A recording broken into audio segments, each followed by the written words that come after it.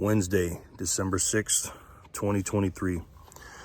From, I guess, yesterday or today starting until this ETF drops, I'm going to be a little more rude, I guess. And a lot of people are going to get triggered and get butthurt and stuff like that. But I got to say what I got to say. And everything I say, I mean. And in today's video, I'm going to give you my entire portfolio. And you ever heard the term KISS? Keep it simple, stupid? Well, I don't consider myself a stupid person. I try not to be stupid, but I am dumb. I always like to say, my ass may be dumb, but I ain't a dumbass. But I am a dumbass. But I try not to be stupid. And what I've learned since, my whole life basically, but especially in 2020, I realized that a lot of people are stupid. I would go into a restaurant during the scamdemic. Yeah, I said it, the scamdemic. And people were putting a mask on, sitting in a restaurant or coming in a restaurant. And then when they sat down, they take their mask off. And then when they got up to go to the bathroom, they put their mask back on. And people were wearing masks. And I'm like, you guys are dumb. You guys are stupid. Or stupid, excuse me. So I try not to be stupid. But again, I'm pretty dumb. But my portfolio is this. It's real simple. I'm going to give you a secret. I have asset producing things or income producing assets. I have cash and I have Bitcoin. And I have a tiny bit of metals.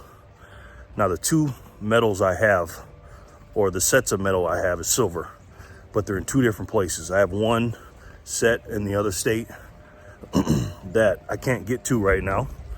And then I have one set, a little couple of ounces here left over, that some pieces that I liked. But if I had the other silver that was in the other state, I would have sold that too. Now that's going to trigger some of you guys, especially you precious metal stackers. But it is what it is. So let me explain why my portfolio is this way. I'm dumb, and I try not to be stupid, right? So I got to keep it really, really basic. A lot of precious metal stackers, when I used to go into the coin shops, because again, I try to be logical, right? I'd go in the coin shops and I'd see all these silver rounds and stuff like that. And I never understood why they call constitutional silver junk. I didn't understand it, right? Constitutional silver, for those you don't know, it's silver made in the United States or another country. And it's everything before 1965 and down, 64 and down. That's considered constitutional silver, 90% silver, junk silver. They call it junk, and they'd have it over here and it'd be all scratched up. And I'm like, wait, they're not making this anymore? I said, no. I said, well, why is it a little bit cheaper? Because back then in 2020 it was cheaper. Oh, it's just junk. Nobody wants it. And I'm like, what do you? So I started scooping it up big time. Then I'd see Engelhard Bars, which is a company that used to make silver that's not open anymore. They don't make them, so they became vintage, and Johnson Matthey's and everything else I liked in vintage. And I would buy those things. You know why I would buy those things? Because human beings, we like scarcity. We just float to it. We don't understand why we like it. We just do. And that's why gold became the money in the world, because at the time there was nothing more scarce than gold. It fit all the criterias of not only a great scarce asset, but all the accolades that have a great money, right? Now, let me get to the income producing assets, right? Now, I didn't sell, like, guys obviously know I love Bitcoin, but I didn't sell my income producing assets and buy Bitcoin. I didn't do that because I need to make money. You know what I mean? So, what's up? Morning, how you doing? And so the reason why I have these income producing assets, because I'm trying to be like the government. You got to be out here. You got to print money, ladies and gentlemen. In order to buy your assets, you have to have assets. You know what I mean? It's an insurance to me against my job. And what are my income producing assets? Things that produce money for me every day, week, month. I don't own any real estate anymore. I actually did sell a house. And the proceeds I bought Bitcoin with that.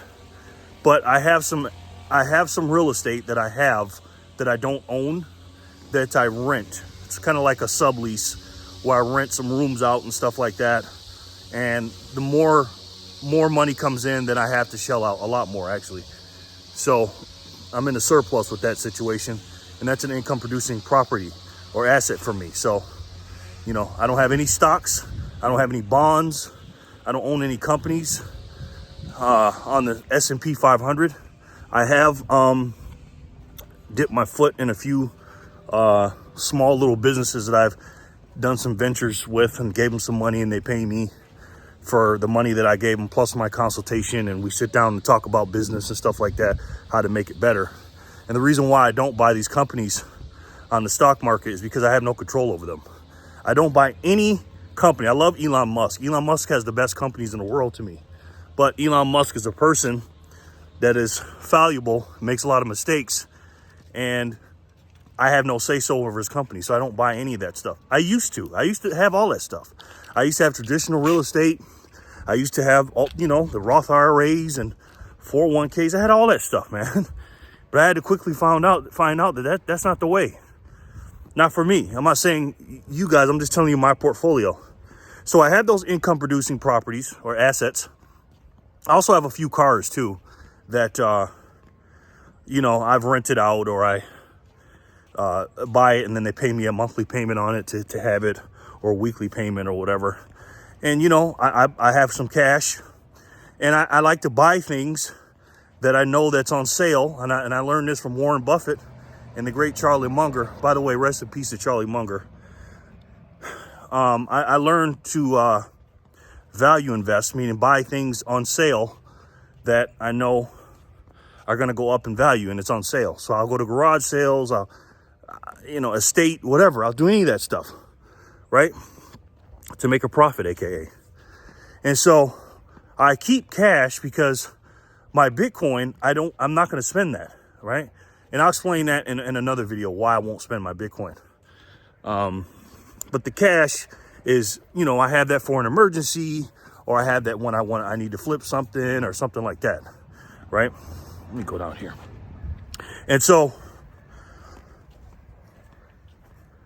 long story short, I keep it simple, dummy, because I am a dumbass.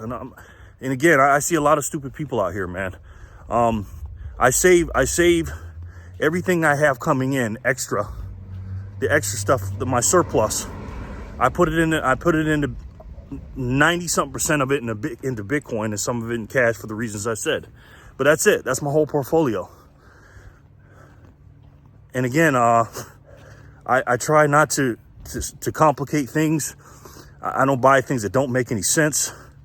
You know what I mean? You know, I thought silver and gold and precious metals were the way, and they are pretty good. And I'll tell you this, what silver would have taught me, silver was my best savings account I've ever had, silver and gold, because you definitely will save some money. And does it keep up with inflation? Depends, right? Depends on, you know, what time frame you bought, what the spot price was by the time you sold, and what the premiums were, and there's little variables to it. But at the end of the day, it is a great savings account, and it did teach me a lot. But, you know, that's my portfolio, guys. I got to keep it real with y'all. And I'm not going to tell you guys what to do, but these ETFs are about to drop, man. And again, this is not financial advice. I'm a dumbass, and I know a lot of you guys aren't. And the reason why I say people are stupid, because I see a lot of smart people making stupid decisions. So do yourself a favor, man. Don't be stupid and buy shit coins. They're a waste of time. And again, I'll make a video specifically about that, because it's just a waste of time, guys. All right. We got to keep going. We got to keep pushing. Keep your head on a swivel and do your family and your friends or your lineage and everything else a favor, because I can't tell you how much Bitcoin to buy.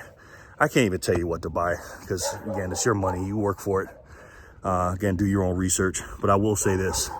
I truly believe if you on my channel and you know anything about Bitcoin and you trust me, if you trust me, that's if you trust me. If you don't, you don't. But if you do and you listen to me, the worst allocation you can have in Bitcoin is 0. I love each and every one of you, and I'll talk to you soon. Peace and love, guys.